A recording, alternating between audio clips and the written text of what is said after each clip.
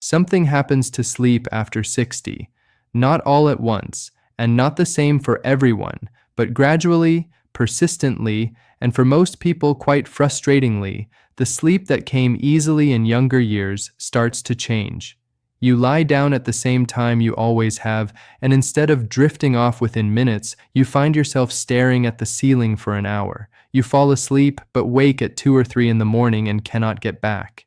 You spend 8 hours in bed and wake up feeling like you only slept for 4. You start dreaming about the days when you slept deeply and woke up feeling genuinely refreshed, because those days feel further and further away, and you wonder, perhaps with a quiet unease that goes beyond inconvenience, whether this is just what getting older feels like, whether this is simply something you are going to have to accept, whether the good sleep of younger years is permanently behind you. Here is the truth that you need to hear before anything else. Poor sleep is not a normal or inevitable part of aging. It is common. More than half of adults over 60 report significant sleep difficulties, and between 40 and 50% of people over 60 have clinical insomnia. Those numbers are real, and they reflect a genuine biological reality. Things do change in your body as you age that affect your sleep, and those changes are happening to you regardless of what you do about them. But common is not the same as inevitable. And the research is now clear enough, comprehensive enough, and specific enough that we can say with confidence that the adults who sleep well after 60 are not just lucky. They are doing specific things consistently that protect and support their sleep in the ways that an aging body needs. The bedtime routine is the most powerful of those things. And understanding why it works, what it is actually doing to your body and your brain, makes it far easier to commit to it in the way that produces real, lasting results. Start with what is actually happening inside your body. The first and most fundamental change that drives sleep difficulty after 60 is what happens to your circadian rhythm. The circadian rhythm is your internal body clock, the biological system that runs on a roughly 24-hour cycle and regulates when you feel awake, when you feel sleepy, when your body temperature rises and falls, when your hormones are released, and when your brain shifts into the mode that makes sleep possible. This internal clock is controlled by a tiny cluster of neurons in the brain called the suprachiasmatic nucleus, and it is one of the most important biological structures in your body. When it is working well, it produces a reliable daily cycle that makes you feel alert in the morning, keeps you going through the day, and brings you gently down into sleepiness in the evening in a way that makes falling and staying asleep relatively straightforward. After 60, the suprachiasmatic nucleus deteriorates. That is simply a biological fact. The neurons that make up this structure become less numerous and less active. The signals it sends become weaker and less consistent. The result is that your circadian rhythm becomes less robust, less well-timed, and more easily disrupted. For most people over 60, this shows up as a phase advance, which means your body clock shifts earlier. You feel sleepy earlier in the evening. You wake earlier in the morning. The whole cycle moves forward so that the sleep window you are used to, say 10 at night to 6 in the morning, starts shifting toward 8 at night to 4 in the morning. If you resist the early evening sleepiness and push through to your usual bedtime, you have already missed the physiological window your body was offering you. You lie down later than your body wanted to sleep, and the sleep that follows is lighter, more fragmented, and less restorative than it would have been if you had caught the window. The second major change is in melatonin. Melatonin is the hormone produced by the pineal gland in your brain that signals to your body that it is time to sleep.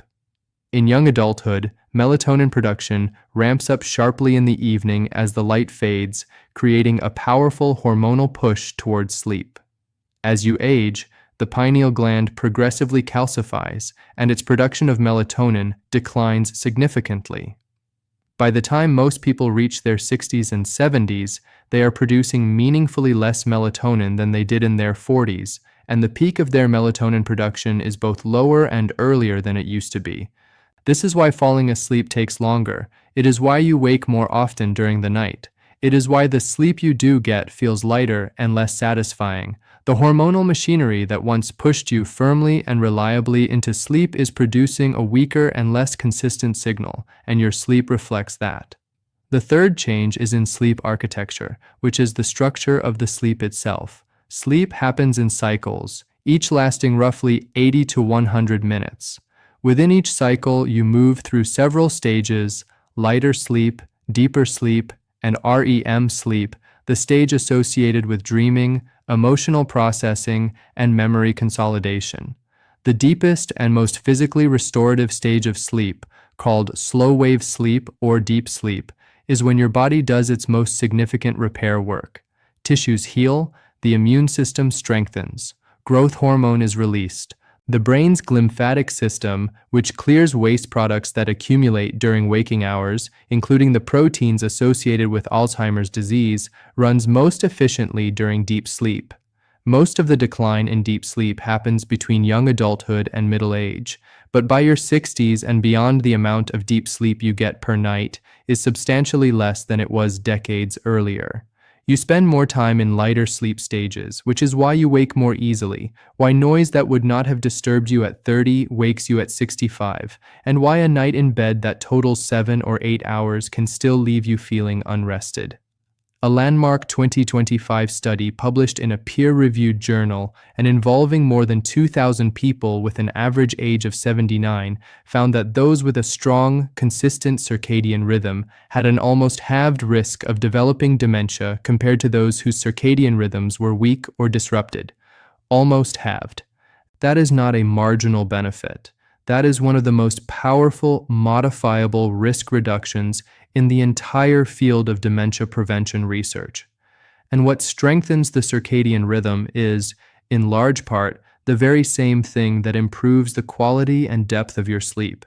A consistent, well-structured bedtime routine, maintained across every night of the week, is the single most effective behavioral intervention available to you for protecting both your sleep and your long-term brain health. Now let us talk about what that routine actually looks like, because the science is only useful to you if it translates into something you can actually do tonight in the real world of your real life. The routine begins not at bedtime, but at least 2 to 3 hours before it. That is the first thing that surprises people, and it is the thing that makes the difference between a routine that works and one that does not. What you do in the 2 or 3 hours before you intend to sleep determines almost everything about the quality of the sleep that follows. The first and most important thing you do in those hours is manage your light exposure. Light is the primary signal that your suprachiasmatic nucleus uses to set and maintain your circadian rhythm. When light hits the specialized photoreceptors in your retinas, a signal travels directly to the SCN and tells your body clock what time of day it is. Bright light says morning, stay awake. Dimming light says evening, begin preparing for sleep. The problem in the modern world is that we have surrounded ourselves with sources of bright artificial light, particularly the blue wavelength light emitted by smartphones, tablets, computer screens, and LED televisions that mimic the morning light signal and suppress melatonin production with remarkable efficiency. A 2026 review of the research found that blue light exposure in the evening can delay melatonin onset by up to 90 minutes and reduce total melatonin production significantly. For someone over 60 whose melatonin production is already declining, that suppression is not a minor inconvenience. It is the difference between sleep happening and sleep not happening. The solution is to begin dimming your environment at least 2 hours before bed. Switch from overhead lighting to lamps. Use warm-toned bulbs rather than cool-toned ones. If you use a screen in the evening, put it in night mode, which shifts the display toward the red end of the spectrum. Better still, put the screens away entirely for the final hour before sleep. This is not a rule that most people love hearing, but it is one of the most well-supported and consistently effective recommendations in the entire sleep science literature. The hour before bed is not the time to check news or social media or email.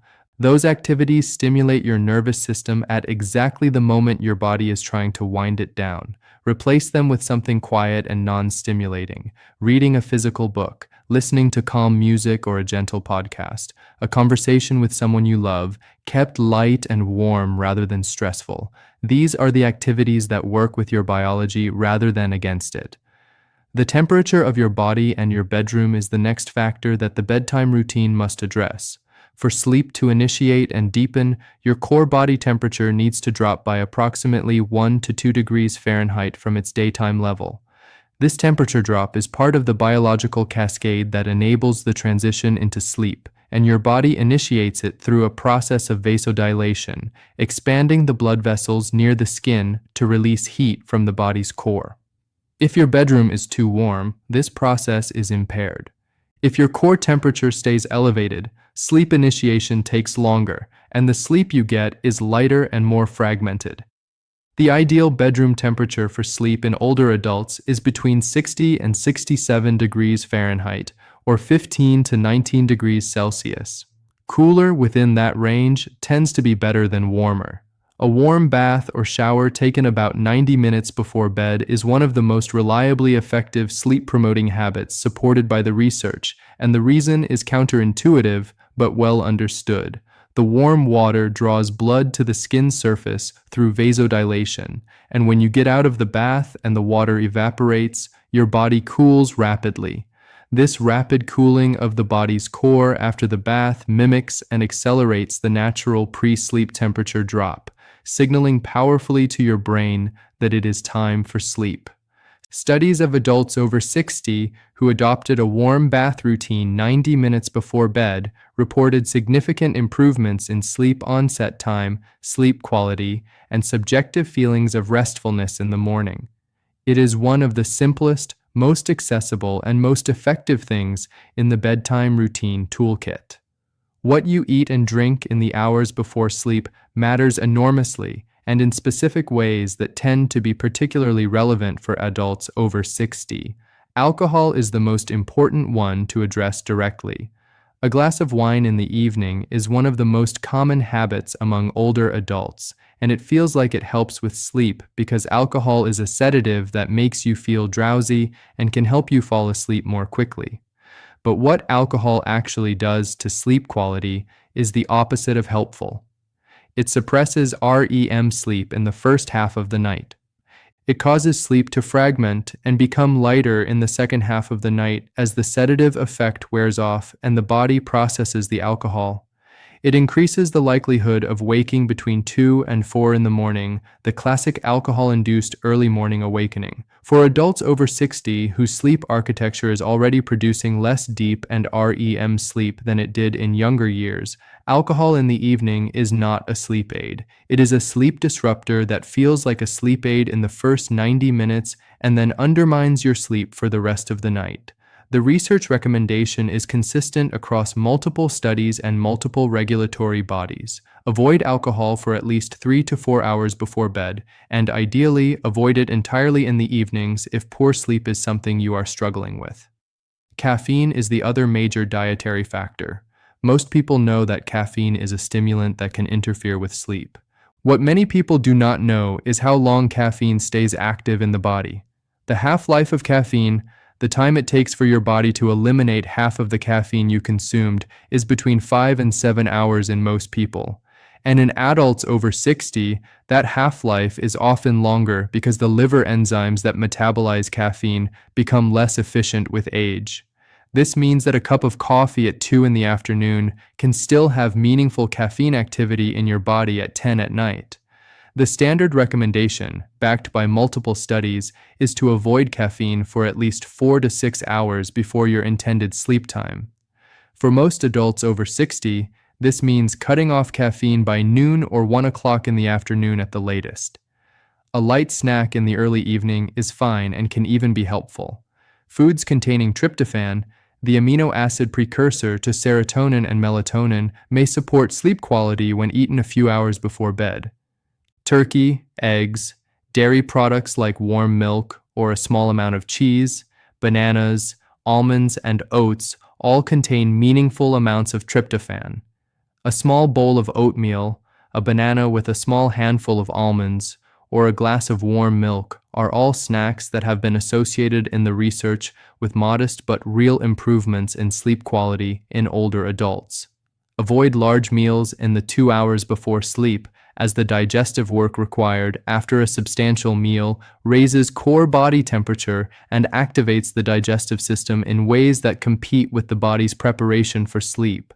Heartburn and acid reflux, which become more common after 60, are also significantly worsened by lying down shortly after eating. The actual bedtime routine, the specific sequence of activities in the 30 to 60 minutes immediately before getting into bed, is where the habit becomes most tangible and most powerful. Think of it as a consistent signal system that you send your brain every single night, saying the same things in the same order at the same time, training your nervous system to associate that sequence with the transition into sleep. The human brain is extraordinarily responsive to routine. It learns associations with remarkable speed, the same way that the smell of a certain food can instantly evoke the memory of a specific place, the same way that hearing a particular song can transport you to the exact moment you first heard it. Your brain can learn to associate the specific sequence of your bedtime routine with the shift into sleep. Within a few weeks of consistent practice, the routine itself begins to trigger sleepiness. The routine becomes a cue, the cue becomes automatic, and the sleep becomes easier and more reliable. Stretching or gentle yoga is one of the most consistently recommended elements of a good bedtime routine for adults over 60. A 2025 meta-analysis published in BMC Public Health that evaluated 86 existing clinical trials found that Pilates was the most effective form of exercise for improving sleep quality in older adults, followed by aerobic exercise. Yoga ranked lower in that particular analysis, but multiple other reviews have found meaningful sleep improvements associated with gentle evening yoga practice. The mechanism is well understood. Gentle stretching and slow, deliberate yoga movements activate the parasympathetic nervous system, the branch of the autonomic nervous system responsible for the rest and digest state that the body needs to be in for sleep to occur. They reduce the activity of the sympathetic nervous system, the fight or flight system that keeps you alert and vigilant. They lower cortisol levels. They help release the accumulated physical tension of the day from your muscles and your joints. And for older adults who deal with chronic pain, arthritis, or the general physical stiffness that accumulates with age, gentle movement before bed addresses some of the discomfort that can make getting and staying comfortable in bed more difficult. The mind is the other major obstacle to sleep for adults over 60. Worry and rumination, the tendency for the mind to replay the events of the day or rehearse the concerns of tomorrow, is one of the most common immediate causes of difficulty falling asleep and staying asleep. The cognitive arousal produced by an active, anxious mind directly opposes the neurological conditions required for sleep onset. Managing that cognitive arousal is not about simply telling yourself to stop thinking, which almost never works. It is about giving the mind something specific and structured to do that occupies it without stimulating it, gradually calming the activity of the default mode network and bringing the nervous system down from the alert state into the quiet state. The most effective tools for this are breathing exercises and what researchers sometimes call cognitive offloading, writing things down to get them out of your head. A brief journaling practice in the evening, writing down tomorrow's tasks or concerns on paper, has been shown in multiple studies to reduce pre-sleep cognitive arousal by giving the mind permission to let go of those thoughts because they are captured and can be returned to tomorrow. You do not need to write much. 3 to 5 minutes, whatever is on your mind, write it down and close the book. The act of externalizing those thoughts in writing is psychologically releasing in a way that simply reviewing them in your head is not. Box breathing, which involves inhaling for a count of 4, holding for 4, exhaling for 4, and holding for 4, is one of the most accessible and most researched breathing practices for activating the parasympathetic nervous system and reducing the physiological markers of stress and anxiety. It can be done in bed, in the dark, and most people find that 5 to 10 cycles of box breathing produce a noticeable shift in their physical and mental state. Progressive muscle relaxation, which involves tensing and then deliberately releasing different muscle groups from the feet upward, is another technique with strong research support and is particularly helpful for older adults who carry chronic physical tension. Your bedroom environment is the foundation on which all of this rests. The room should be cool, dark, and quiet. Darkness means real darkness, the kind that your eyes cannot adapt to. Even small amounts of light, the glow of a standby indicator, the street light coming through thin curtains, can suppress melatonin and fragment sleep in older adults whose melatonin production is already reduced. Blackout curtains or a good sleep mask are not luxury items for people over 60.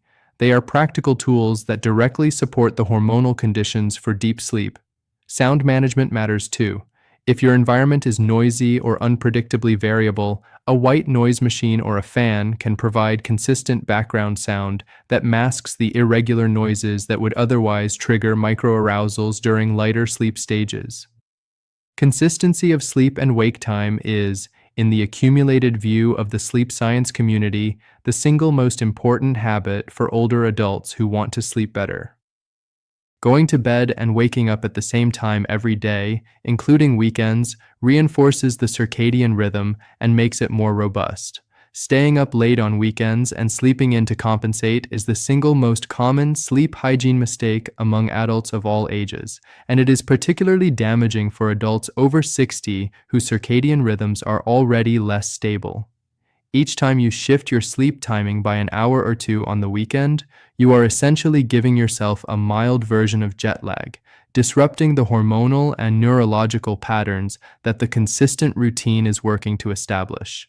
The disruption carries over into the following week, and then the weekend arrives again, and you do it again. The cycle perpetuates the exact problem you are trying to solve. If you wake during the night and cannot return to sleep after 20 minutes or so, the instruction from sleep medicine is clear and counterintuitive. Get up. Do not lie in bed awake trying to force sleep back. Lying in bed awake, especially if frustration or anxiety about not sleeping is building, trains your brain to associate the bed with wakefulness and effort rather than with sleep. Get up, go to a different room, do something calm and unstimulating in low light, and return to bed only when you feel genuinely sleepy again. This principle, called stimulus control, is one of the core components of cognitive behavioral therapy for insomnia, which is the gold standard treatment for chronic sleep difficulties in older adults, and which multiple studies have shown to be more effective in the long term than sleeping medication. Sleeping medication deserves a direct conversation. Sedative drugs, including benzodiazepines, and the drugs commonly known as Z drugs, have been linked in multiple large studies to increased risk of falls, cognitive impairment, and dementia. A large body of research has found that these drugs suppress deep sleep and REM sleep even as they produce unconsciousness, meaning that the sedation they create is not the same as natural restorative sleep. They are appropriate in specific short-term circumstances under medical supervision. They are not an appropriate long-term solution for the sleep changes of aging, and the risks they carry for older adults are serious and well documented enough that any consideration of them should involve a full conversation with your doctor about the specific balance of risks and benefits in your individual situation. The morning matters as much as the night. Exposing yourself to bright natural light within 30 minutes of waking is one of the most powerful anchors for your circadian rhythm. Getting outside, or at least sitting near a bright window, signals to your suprachiasmatic nucleus that the day has begun, sets your body clock for the next 24 hours, and sets the timer on your melatonin release for that evening. A study from the National Institute on Aging found that older adults who received regular morning light exposure showed significant improvements in sleep quality, reductions in nighttime wakefulness, and improvements in mood compared to those who did not. Exercise earlier in the day, preferably outdoors, combines the benefits of physical activity with morning light exposure and is one of the highest return habits available to adults over 60 who want to sleep better. A 2025 report that examined 86 clinical trials found that aerobic exercise and Pilates both produced significant improvements in sleep quality, and a 2022 review specifically of adults over 60 found that consistent moderate exercise improves sleep in people with and without insomnia. The bedtime routine that works for adults over 60 is not complicated. It does not require expensive equipment or exotic interventions. It requires consistency, which is harder than complexity. It requires doing the same things, in the same order, at the same time, every night, even when you do not feel like it, even when life is busy or stressful or someone wants to stay up late watching television. The routine is the prescription. Consistency is the medicine. And the results, measured in better sleep, sharper thinking, stronger immunity, reduced dementia risk, improved mood, and the simple daily pleasure of waking up feeling genuinely rested, are among the most significant health benefits available to you at any age, delivered not by a pill or a procedure, but by a set of habits that you build and maintain for yourself.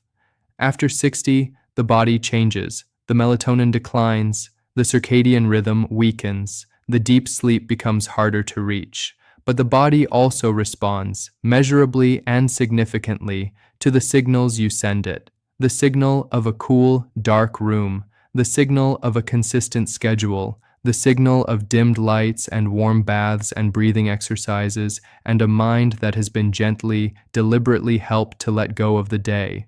The signal that says, quietly and reliably, every single night, that this is the time and this is the place and rest is safe and sleep is coming. Send that signal consistently enough and your body will answer it. That is not optimism. That is biology. And it is available to you starting tonight.